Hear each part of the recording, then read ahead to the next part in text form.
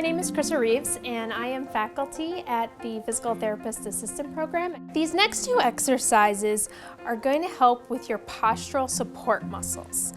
So what I'm going to have Heather do, it's called a scapular squeeze. So Heather, what I'd like you to do is you're going to sit up nice and tall for me. Go ahead and come up in your chair just a little bit.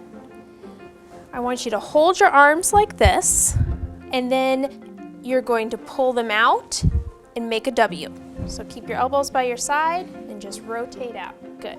As you're doing this, I want you to try to pull your shoulder blades down and back like you're tucking them into the opposite back pockets. And you should feel a nice tightening low right in between your shoulder blades. All right, you're going to want to hold this for about 5 seconds and then relax. And you're going to do 10 repetitions of this. Make sure when you're doing this, you're not hiking your shoulders up to your ears, because that will just cause more tension in your neck area.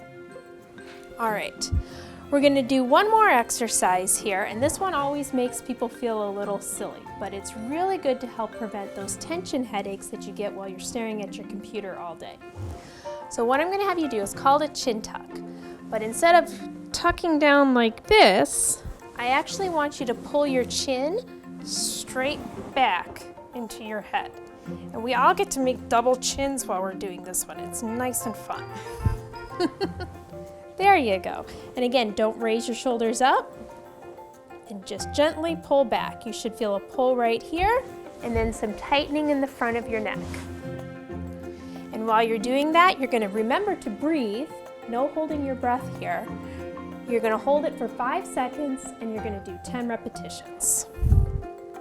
How does that feel?